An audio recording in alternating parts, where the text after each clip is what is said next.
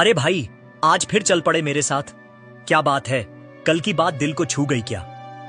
हाँ भाई, कल आपने जो बताया कि मेरे भाग्य में अब सिर्फ 20 किलो अनाज बचा है, तो आज मैं उसी में से 10 किलो अनाज एक साथ लेने आया हूँ।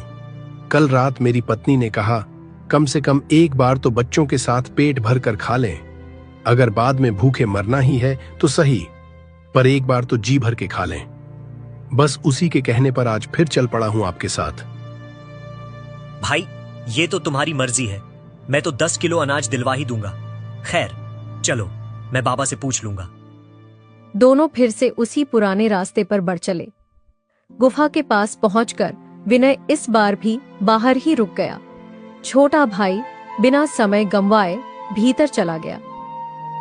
शाम हो गई। जब घर जाने का समय हुआ तो साधु बाबा ने कहा, क्या बात है बच्चा, आज अब तक गए नहीं? कुछ कहना है क्या? बाबा जी, कल जो प्रश्न मैंने विनय के लिए पूछा था, आज उसी ने मुझसे विनती की है कि अगर हो सके तो उसके भाग्य में जो 20 किलो अनाज शेष है, उसी में से 10 किलो एक साथ दे दिए जाएं। उसकी पत्नी और छोटे छोटे बच्चे कई दिन से भूखे हैं, कम से कम कुछ दिन तो पेट भरकर खा सकें। बच्चा, मैं उसे अभी भी वही समझा रहा हूं कि अगर वह आज ज्यादा लेगा तो बाद में वही भूखा रहेगा, पर मेरी ओर से तो वह चाहे तो सारा भी ले सकता है।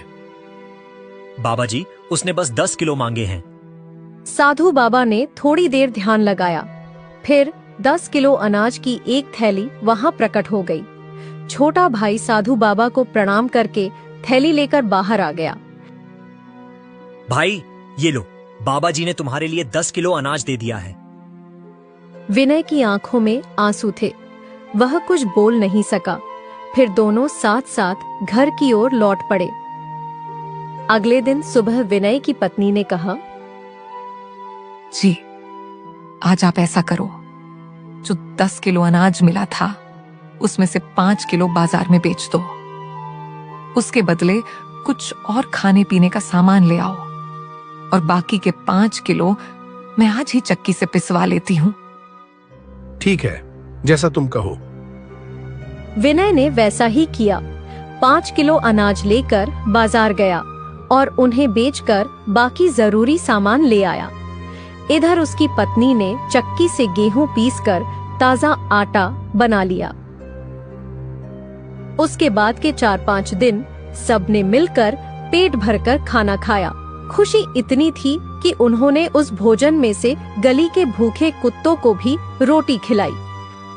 और जहां उसकी पत्नी ने चक्की से आटा पीसा था, वहां से जो थोड़ा बहुत आटा नीचे गिर गया, उसे छींटियों ने बटोरकर खा लिया।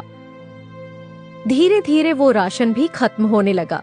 एक दिन जब घर में फिर से अनाज की थैली खाली हो गई, विनय की पत्नी फिर से बोली, जी, अब आप एक काम करो, हमारे भाग्य में जो बाकी के 10 किलो अनाज बचे हैं वो भी ले आओ। ठीक है, जैसा तुम कहो। अगले दिन विनय फिर से छोटे भाई के साथ चल पड़ा। क्या बात है भाई, आज फिर मेरे साथ चल दिए? भाई, मेरे भाग्य में जो 10 किलो अनाज बचा है, आज आप वह भी दिलवा दो, फिर जो होगा देखा जाएगा। फिर तो तुम्हारे भाग्य में कुछ भी नहीं बचेगा, खाता पूरा खाली हो जाएगा। कोई बात नहीं भाई साहब, जो होना है वो होगा। कम से कम एक बार फिर से बच्चों को पेट भर खाना तो मिल जाएगा। इतना कहकर दोनों फिर से चल पड़े और थोड़ी ही देर में गुफा के पास पहुंच गए। छोटा भाई अंदर गया। शाम हुई। जब गुफा से निकलने का समय हुआ तो सदैव की तरह साधु बाबा ने पूछा, क्या बात है बच्चा, तू अभी तक गया नहीं? बाबा जी, आज विनय ने मुझसे कहा है कि उसके भाग्य में जो अंतिम 10 किलो अनाज बचा है वो भी आज दिला दूं। वो बाहर ही खड़ा है। कोई बात नहीं, उसके हिस्से का जो अनाज था हम उसे धीरे धीरे इसलिए दे रहे थे ताकि वो कुछ समय तक काम चला सके। अब अगर वो सब एक साथ ले जाना चाहता है तो ले जाए, पर अब उसका खाता बिल्कुल खाली हो जाएगा। इतना कहते हुए साधु बाबा अंतर्ध्यान हो गए और विनय के नाम का आखिरी 10 किलो अनाज छोटे भाई को सौंप दिया। छोटा भाई बाहर आया। विनय वहीं चुपचाप खड़ा इंतजार कर रहा था। भाई, ये रहे तुम्हारे भाग्य के आखिरी 10 किलो अनाज। अब तुम्हारे खाते में कुछ नहीं बचा। इतना कहकर दोनों घर लौट गए।